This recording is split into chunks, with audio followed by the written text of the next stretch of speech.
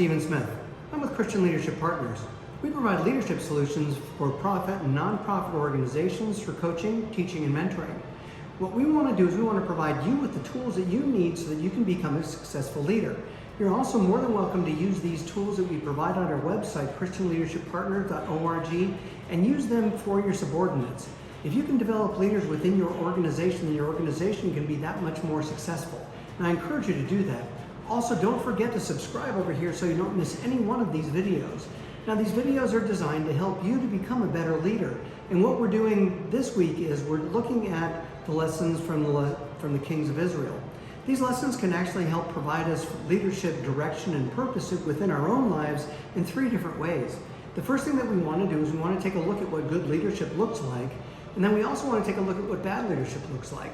Good leadership can actually help us to follow along with the processes and the procedures that people use to become successful. And if we can follow those same processes, then we can refine our leadership skills and become that much more successful.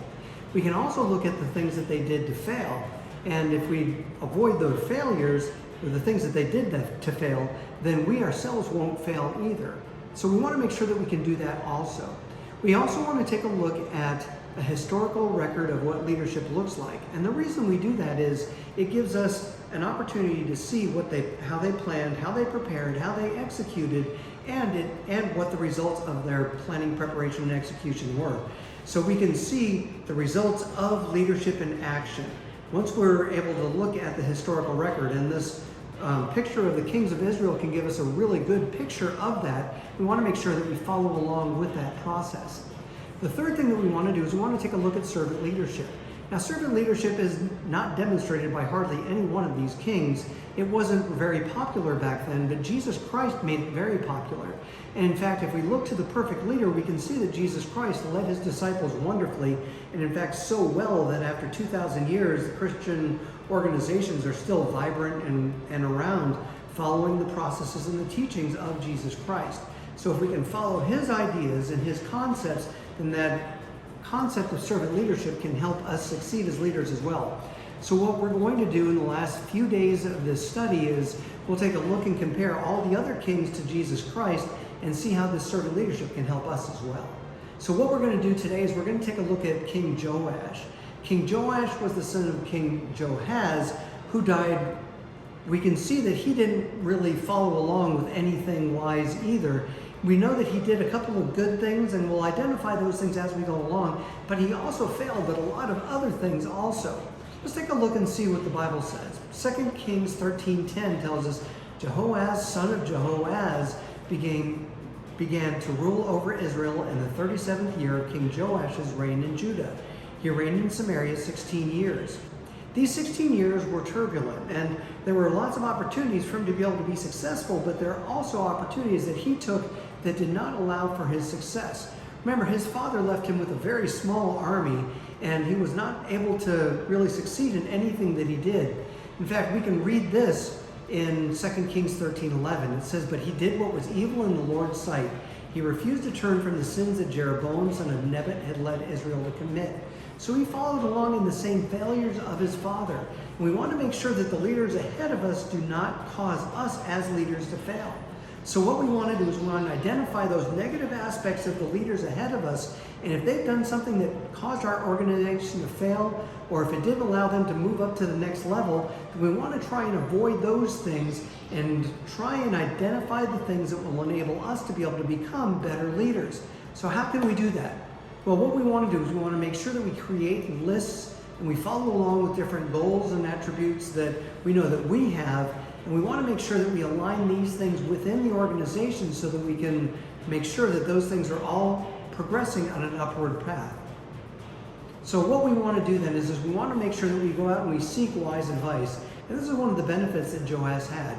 It says in 2 Kings 13:14 that when Elijah was in his last illness, King Jehoash of Israel visited him and wept over him. My father, I see the chariots and charioteers of Israel," he cried.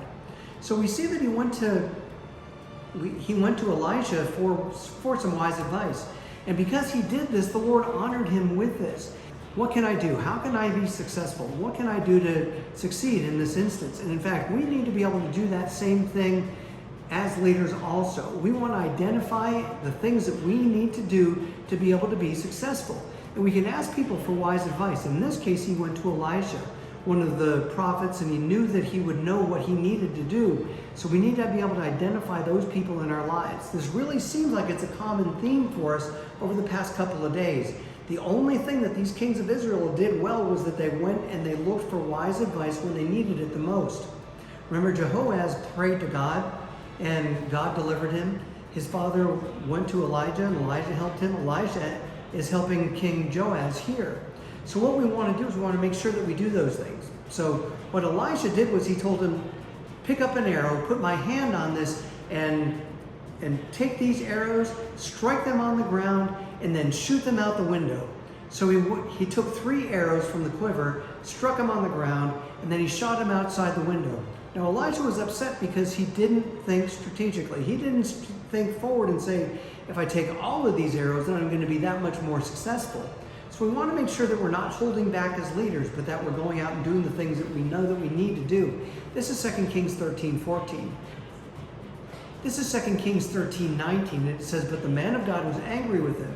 You should have struck the ground 5 or 6 times, he exclaimed. Then you would have beaten Aram until he was entirely destroyed.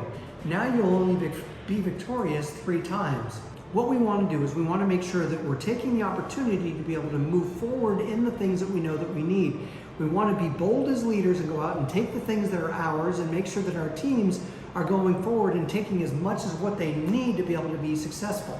It's not about greed, it's about us taking what we deserve and what we know that we can use to be successful. If our organization has provided us with resources, then we know that we need to use those resources to do that in. So what we want to do is we want to make sure that we're doing that. 2 Kings 13:25 says, then Joash, son of Jehoaz, recaptured from Ben-Hadad, son of Hazael, the towns that had been taken from Jehoash's father, Jehoaz. Jehoash defeated Ben-Hadad on 3 occasions, and he recovered the Israelite towns. So we can see that he was successful in a few different things. He had military successes because he did these things, but he wasn't as successful as he could have been because he didn't follow the wise advice of Elijah. So what we want to do is we want to make sure that we can do these things and not fail like Jehoash did. Let's take a look at some of his successes and some of his failures. Jehoash's successes, he had 2 different successes that we can identify. He sought the advice of a respected person. He went to Elijah when he knew that he needed the help that he needed. We also know that he was also confident in his positions. So he went forward and said, look, I'm the king, but I really need some wise advice.